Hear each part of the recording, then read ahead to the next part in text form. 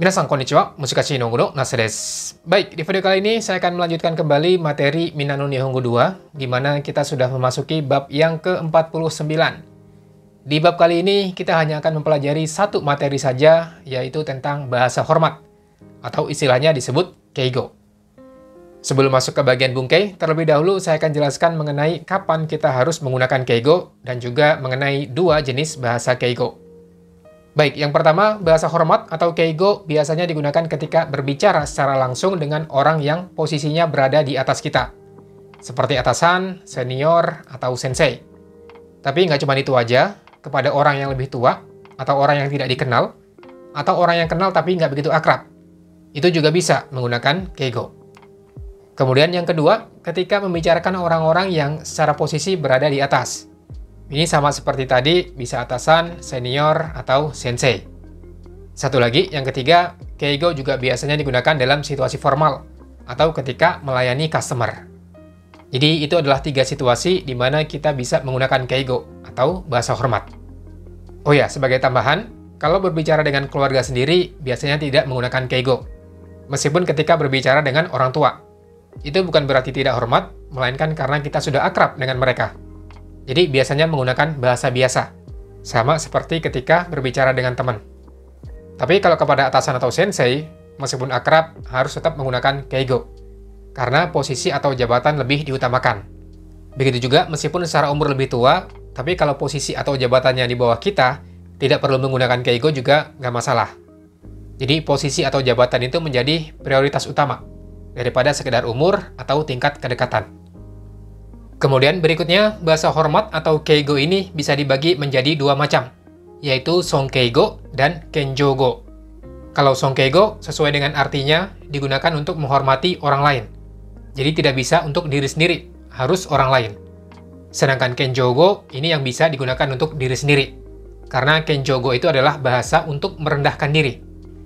Jadi biasanya membicarakan tentang saya, bukan shacho, bucho, maupun sensei. Nah, di bab ke-49 ini, kita akan mempelajari songkeigo dulu, baru nanti bab 50 akan masuk ke kenjogo. Baik, itu adalah sedikit penjelasan mengenai keigo atau bahasa hormat. Berikutnya, kita akan masuk ke bagian bungkei atau pola kalimat. Kalimat yang pertama, kacho wa kairaremashita. Artinya, kacho sudah pulang. Ini adalah songkeigo yang pertama, yaitu merubah kata kerja seperti bentuk pasif. Jadi, kairaremashita di sini artinya bukan dipulangin, melainkan sama seperti kairimashita, yaitu pulang. Kacho sudah pulang. Kacho wa kairaremashita. Jadi, perubahan kata kerja ke bentuk pasif itu juga bisa digunakan untuk menghormati orang lain. Cara bedanya gimana? Tentunya harus melihat konteks kalimatnya. Nggak bisa cuman kairaremashita-nya aja. Harus juga memperhatikan kosakata sebelumnya. Ciri-cirinya kan juga beda. Pasif biasanya ada partikel ni. Kalau songkeigo sama seperti kata kerja biasa. Kacho wa kairaremashita sama seperti kacho wa kairimashita. Ini adalah cara pertama untuk menghormati lawan bicara. Merubah kata kerja sama seperti bentuk pasif. Kemudian kalimat yang kedua, shacho wa okaeri ni narimashita. Artinya shacho sudah pulang. Ini adalah cara kedua untuk menghormati lawan bicara, yaitu dengan menggunakan pola o ni narimasu. Diawali dengan o, diakhiri dengan ni narimasu. Kata kerjanya menggunakan bentuk mas yang dipotong. Misalnya seperti o kaeri ni narimasu. Secara makna memang kurang lebih sama, baik kairaremashita maupun o kaeri ni narimashita. Cuman pola yang ini, o kaeri ni narimashita, itu dianggap lebih halus daripada yang bentuk pasif. Tapi bentuk pasif aja sebenarnya udah halus. Udah cukup untuk menghormati orang lain. Tapi yang ini kesannya lebih hormat lagi, di atas dari yang bentuk pasif. Mungkin cara penggunaannya bisa dibedain antara senior dan juga atasan. Kalau ke senior mungkin bisa menggunakan bentuk pasif. Tapi kalau ke atasan, seperti bucho atau shacho, bisa menggunakan o ni narimasu. Karena antara senior dengan atasan itu kan berbeda. Oh ya, untuk pola o ni narimasu ini, dia tidak bisa digunakan untuk kata kerja yang terdiri dari satu suku kata. Maksudnya, ketika masnya itu dipotong, tinggal satu huruf saja. Seperti nemas dan mimas. Nemas itu kan kalau masnya dipotong, cuma tinggal ne aja. Mimas juga sama. Kalau masnya dipotong, cuma tinggal mi aja. Jadi nggak ada istilah one ni narimas atau omi ni narimas. Itu sedikit pengecualian pada pola o ni narimas. Kemudian pola kalimat yang ketiga, bucho wa Amerikae shuchou nasaimasu. Artinya, bucho akan dinas ke Amerika. Ini adalah songkeigo yang ketiga, yaitu menggunakan kosakata khusus bentuk hormat, atau kosakata khusus songkeigo. Misalnya seperti nasaru. Nasaru ini artinya sama seperti suru atau shimas. Jadi shuchou nasaimasu itu sama seperti shuchou shimasu. Nanti semua kata kerja yang menggunakan suru tinggal ganti aja surunya dengan nasaimasu. Itu sudah cukup digunakan untuk menghormati lawan bicara. Nah, untuk tingkat kesopanannya atau tingkat kehalusannya, ini dianggap sama atau selevel dengan o ni narimasu. Jadi pakai kosakata khusus dan o ni narimasu itu berada di level yang sama. Satu tingkat lebih halus daripada bentuk pasif. Oh ya, untuk nasaimasu, bentuk kamusnya adalah nasaru. Dari nasaru berubah menjadi nasaimasu, bukan nasarimasu. Jadi jangan sampai diubah menjadi nasarimasu, yang benar nasaimasu. Baru nanti kalau negatif menjadi nasaranai. Kalau bentuk sedang, nasatteimasu. Itu adalah perubahan kata kerja nasaru, yang artinya sama seperti suru. Kemudian pola kalimat yang keempat, shibaraku omachi kudasai. Artinya, mohon tunggu sebentar. Shibaraku itu kan artinya sebentar. Omachi kudasai sama seperti matte kudasai. Tolong tunggu sebentar. Atau mohon tunggu sebentar. Ini adalah cara songkeigo yang keempat, yaitu menggunakan pola o kudasai atau go kudasai. Jadi ada dua macam. Bisa diawali o dan juga go. Cara bedanya, kalau o biasanya digunakan dengan kata kerja bentuk mas yang dipotong. Seperti contoh kalimat ini, omachi kudasai, tolong tunggu. Atau okaki kudasai, tolong tulis. Oyomi kudasai, tolong baca. Sedangkan yang awalannya go, biasanya digunakan dengan bentuk kata benda. Tapi kata benda yang bisa diubah menjadi kata kerja. Atau yang biasanya bisa ditambahin suru. Contohnya, gorenraku kudasai, mohon menghubungi. Atau gorio kudasai. Rio suru itu artinya menggunakan. Gorio kudasai maksudnya mohon dipakai atau silakan digunakan. Jadi o kudasai dengan kata kerja bentuk mas yang dipotong, sedangkan go kudasai dengan kata benda. Tapi dengan catatan kata benda yang bisa diubah menjadi kata kerja atau kata benda yang bisa ditambahkan dengan suru. Oh ya, ini juga ada sedikit catatan, dia tidak bisa digunakan dengan kata kerja yang terdiri dari satu suku kata, seperti nemas dan juga mimas. Jadi itu adalah 4 cara menggunakan bahasa songkeigo untuk menghormati orang lain. Yang pertama, merubah kata kerja seperti bentuk pasif. Yang kedua, menggunakan pola o ni narimasu. Yang ketiga, menggunakan kosakata khusus bentuk hormat. Yang keempat, menggunakan pola o kudasai dan juga go kudasai. Baik, itu dia penjelasan mengenai 4 pola kalimat yang ada di bagian bungkei. Berikutnya, kita masuk ke bagian reibung, atau contoh kalimat dalam percakapan sehari-hari. Kalimat yang pertama, kono hon wa yomaremashita ka? Mou yomimashita. Ini misalnya percakapan antara bawahan dengan atasan. Katakanlah si A ini bawahannya, si B atasannya. Jadi dia bertanya kepada atasannya, apakah sudah membaca buku ini? Kono hon wa yomaremashita ka? Dijawab sama si B atau sama atasannya, mou yomimashita. Di sini jawabannya menggunakan bentuk biasa, bukan bentuk hormat. Karena jadinya aneh kalau misalnya atasan menghormati bawahan. Biasanya malah menggunakan bentuk biasa. Mou yonda. Tapi karena di sini kita belajar bentuk sopan, maka jawaban dari si B sengaja dibikin bentuk mas biasa. Mou yomimashita. Iya, saya sudah baca. Kemudian contoh yang kedua, buchou wa dochira desu ka? Sakki odekake ni narimashita. Ini si A nanya, bucho di mana? Sakki odekake ni narimashita. Tadi bucho keluar atau bepergian. Sama seperti dekakemashita. Ini adalah contoh percakapan antar sesama bawahan. Jadi antara si A dan si B ini sama-sama bawahan. Katakanlah sama-sama bawahannya bucho. Nah, mereka sedang membicarakan tentang bucho. Jadi bahasa songkeigo itu tidak hanya digunakan ketika berbicara secara langsung saja. Tapi ketika membicarakan atasan kita atau orang yang dihormati, juga bisa menggunakan sonkeigo. Kemudian contoh kalimat yang ketiga, Yoku kono eiga o goran ni narimasu ka? Sou desu ne. Tama ni tsuma to mini ikimasu. Ini si A berbicara secara langsung dengan atasannya. Katakanlah si B itu buco. Jadi dia lagi ngomong sama buconya. Dia bertanya, Yoku eiga o goran ni narimasu ka? Goran ni narimasu di sini sama seperti mimas. Dia termasuk kosakata khusus. Artinya melihat. Jadi si A nanya, apakah buco sering nonton film? Dijawab, tamani tsumato mini ikimasu. Kadang-kadang atau sekali-kali saya pergi nonton dengan istri saya. Jadi tamani itu bisa diartikan kadang-kadang, tapi dengan catatan lebih jarang dari tokidoki. Supaya nggak ketukar, mungkin bisa menggunakan kata sekali-kali.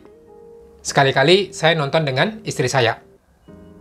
Kemudian contoh kalimat yang keempat, Ogawa-san no musuko ga Sakura Daigaku ni goukaku shita no o gozonji desu ka? Iie, shirimasen deshita. Di sini ada kata gozonji desu ka yang artinya sama seperti shitteimasu ka? Jadi apakah kamu tahu anaknya Ogawa-san itu berhasil diterima di Universitas Sakura? Nanti tergantung dari konteksnya aja, gozonji desu juga bisa diartikan kenal. Sama seperti shitteimasu. Oh ya, ini adalah contoh percakapan ketika membicarakan orang yang kita hormati. Mungkin antara si A dan si B itu sama-sama bawahan, sedangkan Ogawa-san dia adalah atasannya. Makanya si A menggunakan bahasa sonkeigo untuk menghormati Ogawa-san. Nah, si B di sini dia tidak bisa menggunakan bahasa sonkeigo karena bukan membicarakan tentang Ogawa-san, melainkan membicarakan tentang dirinya. Yang tidak tahu itu kan dirinya, bukan Ogawa-san. Jadi dia tidak bisa menggunakan bahasa sonkeigo untuk menghormati dirinya sendiri. Nanti harus menggunakan bahasa kenjogo, yang baru akan kita pelajari minggu depan. Jadi sekali lagi, kalau membicarakan tentang diri sendiri, tidak bisa menggunakan sonkeigo, harus kenjogo. Kemudian, contoh kalimat yang kelima, O namae wa nanto oshaimasu ka? Wato to iimasu. Di sini ada kata oshaimasu, yang artinya mengatakan. Sama seperti iimasu. Ini termasuk kosakata khusus juga. Sama seperti gozonji desu, goran ni narimasu, dan nasaimasu. Bentuk kamus dari oshaimasu adalah osharu. Dari osharu berubah menjadi oshaimasu. Bentuk negatifnya osharanai. Kalau bentuk teimasu, oshatteimasu. Jadi osharu, oshaimasu, osharanai, dan oshatteimasu. Kemudian contoh kalimat yang keenam, Oshigoto wa nani o nasatte imasu ka? Ginkouin desu. Apuru ginkou ni tsutomete imasu. Di sini ada kata nasatte imasu, berasal dari nasaru. Tadi sudah saya jelaskan mengenai nasaru, dia sama seperti suru, artinya melakukan. Ini maksudnya si A nanya, pekerjaan kamu apa? Oshigoto wa nani o nasatte imasu ka? Kalau bentuk mas biasa, Oshigoto wa nani o shite imasu ka? Ini cara yang sopan untuk menanyakan pekerjaan. Jadi jangan cuma tahu oshigoto wa nan desu ka? Itu sangat standar. Sama kayak tadi, o namae wa nan desu ka? Kalau N5 boleh pakai itu. Tapi karena udah N4, kalau bisa menggunakan pola yang seperti ini. Oshigoto wa nani o shite imasu ka? Bentuk hormatnya, oshigoto wa nani o nasatte imasu ka? Dijawab, saya adalah pegawai bank. Ginkouin desu. Apuru ginkou ni tsutomete imasu. Saat ini, saya bekerja di Apuru Ginko. Tsutomete imasu artinya bekerja. Kurang lebih sama seperti hatarakimasu. Cuman bedanya, kalau hatarakimasu itu dia general, kerja apa aja bisa menggunakan hatarakimasu, sedangkan tsutomemasu hanya digunakan untuk pekerjaan di kantor saja. Makanya dia menggunakan partikel ni, bukan de. Jadi hafalin aja, kalau hatarakimasu dengan partikel de, kalau tsutomemasu dengan partikel ni. Oh ya, di sini ada sedikit keterangan mengenai awalan o dan go. Sebelumnya teman-teman pasti pernah menemui kosakata yang diawali dengan o maupun go. Misalnya seperti okuni, onamae, atau gorenraku. Itu adalah beberapa kosakata yang sering digunakan dengan awalan o dan juga go. Fungsinya adalah untuk menunjukkan rasa hormat terhadap lawan bicara. Jadi awalan o dan go ini dia bisa nempel pada kata benda, kata sifat, dan juga kata keterangan. Cara bedanya, kalau o biasanya digunakan dengan kosakata asli bahasa Jepang. Atau kalau kanji itu bacanya kunyomi. Sedangkan go biasanya digunakan untuk kosakata yang berasal dari Cina. Biasanya kosakata dari Cina itu terdiri dari 2 huruf kanji. Dan cara bacanya menggunakan onyomi, bukan kunyomi. Misalnya seperti gorenraku. Renraku itu cara baca onyomi. Ren dan raku. Atau gochumong. Chumong juga sama, dua-duanya onyomi. Chu dan mong. Oh ya, kalau yang awalannya o, misalnya osake. Sake itu kunyomi. Atau okuni. Kuni juga kunyomi. Atau onamae. Namae juga sama. Na itu kunyomi, mae juga kunyomi. Atau yang ada di contoh kalimat ini, oshigoto. Shi itu kunyomi, goto juga kunyomi. Nah, tapi sayangnya ini tidak 100%. Cuman kebanyakan seperti ini. Nanti ada beberapa pengecualian. Misalnya seperti kata denwa. Denwa itu dua-duanya onyomi, den dan wa. Tapi nyatanya dalam kehidupan sehari-hari yang digunakan adalah odenwa, bukan godenwa. Jadi nanti ada beberapa pengecualian yang seperti itu. Cuman secara garis besar ini bisa dijadikan pegangan. Kalau o digunakan dengan cara baca kunyomi, sedangkan go digunakan dengan cara baca onyomi. Kemudian, contoh kalimat yang ketujuh. Matsumoto buchou wa irashaimasu ka? Kochira no oheya desu. Dozo ohairi kudasai. Di sini ada kata irashaimasu, berasal dari irasharu. Irasharu itu sama seperti iru, artinya ada. Jadi, Matsumoto buchou wa irashaimasu ka? Itu artinya, apakah Matsumoto buchou ada? Oh iya, tapi irashaimasu ini dia juga bisa menggantikan iku dan kuru. Jadi nanti irashaimasu artinya ada 3. Bisa ada, pergi, dan datang. Di sini si B menjawab, kochira no oheya desu. Iya, di ruangan yang ini. Dozo ohairi kudasai. Silakan masuk. Ini pola o kudasai yang digunakan untuk mempersilahkan atau meminta tolong. Sama seperti pola te kudasai. Jangan lupa kalau o kudasai menggunakan kata kerja bentuk mas yang dipotong. Dari hairimasu menjadi hairi.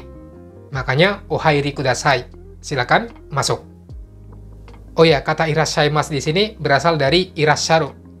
Bentuk negatifnya irasharanai, bentuk teimasnya irashateimasu. Ini teorinya kurang lebih sama seperti nasaru dan osharu. Kemudian berikutnya, sebelum masuk ke bagian kaiwa, di sini saya akan merangkum kembali beberapa kosakata khusus yang ada di bab ke-49. Sebagian tadi sudah saya jelaskan. Ini rangkumannya aja. Yang pertama, untuk ikimas, kimas, dan imas, dia bisa digantikan dengan irashaimasu. Lalu mimas bisa digantikan dengan goran ni narimasu. Kemudian shimasu bisa digantikan dengan nasaimasu. Lalu imasu bisa digantikan dengan oshaimasu. Kemudian shitteimasu bisa digantikan dengan gozonji desu. Lalu kuremasu bisa digantikan dengan kudasaimasu. Ini tadi memang tidak ada, tapi sebelumnya kita pernah belajar kudasaimasu. Yang terakhir, tabemas dan nomimas. Dia bisa digantikan dengan meshiagarimasu. Jadi baik makan maupun minum itu bisa menggunakan meshiagarimasu. Cara bedanya gimana? Tergantung dari konteks kalimatnya. Apakah itu makan atau minum. Baik, itu dia 7 contoh kalimat yang ada di bagian reibung. Berikutnya kita masuk ke bagian percakapan atau kaiwa.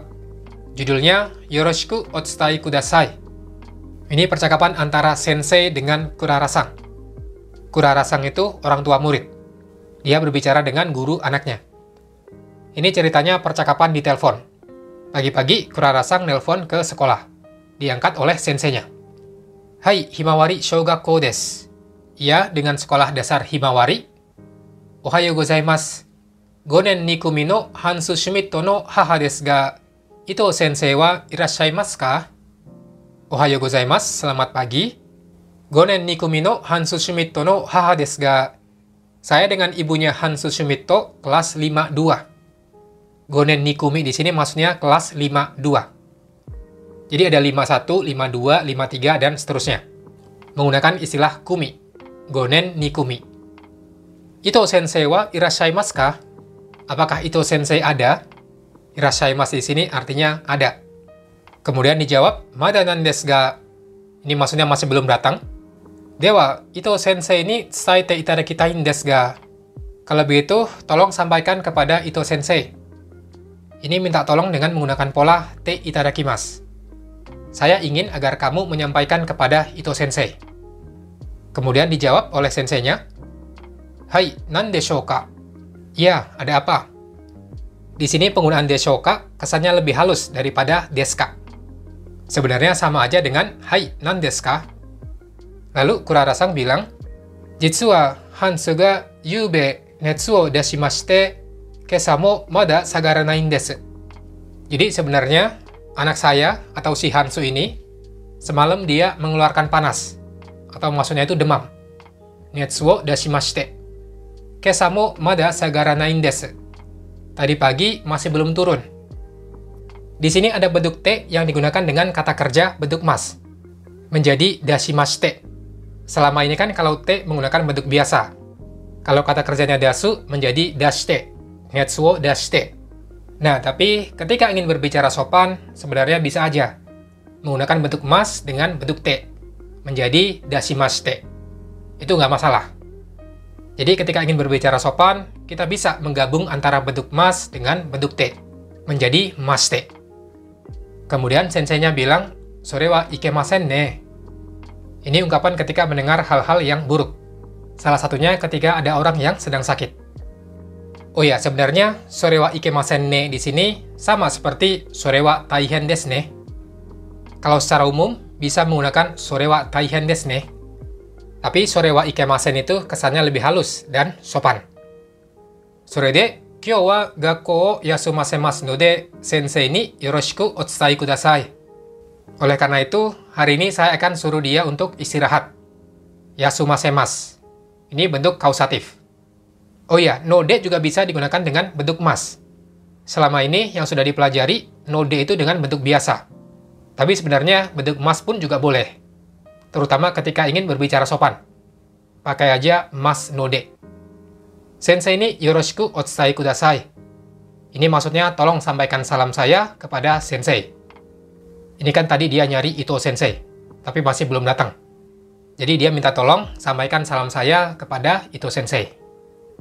Kemudian dijawab sama senseinya, Wakarimashita, dozo odaiji ni. Baik, mengerti, semoga lekas sembuh. Ini ada odaiji ni digabung dengan dozo. Dozo odaiji ni. Mau pakai odaiji ni aja boleh, dozo odaiji ni juga nggak masalah. Terakhir, Kurara-san bilang, arigatou gozaimasu, shitsurei itashimasu. Nah, di sini ada kata shitsurei itashimasu. Itashimasu di sini artinya sama seperti shimasu. Tapi dia adalah bentuk kenjogo. Digunakan ketika merendahkan diri. Ini nanti kita akan pelajari di bab ke-50 mengenai kenjogo. Kurang lebih seperti itu contoh percakapan yang menggunakan bahasa Sonkeigo. Karena orang tua murid atau si Kurara-san ini dia menghormati guru anaknya di sekolah. Makanya menggunakan bahasa Sonkeigo. Lalu barusan di bagian akhir, ketika mau pamit, dia menggunakan bahasa Kenjogo, yang sebenarnya masih belum kita pelajari. Tapi karena tidak bisa dihindari, mau nggak mau harus digunakan. Yang mau pamit itu kan saya. Kalau untuk diri sendiri, bisa menggunakan Kenjogo, yang memang fungsinya adalah untuk merendahkan diri. Minggu depan kita akan pelajari lebih jauh lagi mengenai penggunaan Kenjogo. Baik, untuk materi kali ini, saya rasa cukup sampai di sini dulu. Terima kasih banyak buat teman-teman yang udah nonton dari awal sampai akhir. Kalau kalian suka dengan konten seperti ini, jangan lupa untuk subscribe buat yang belum. Kemudian klik like dan share juga ke teman-teman kalian. Kita ketemu lagi di video berikutnya. Sudah dewa, mata.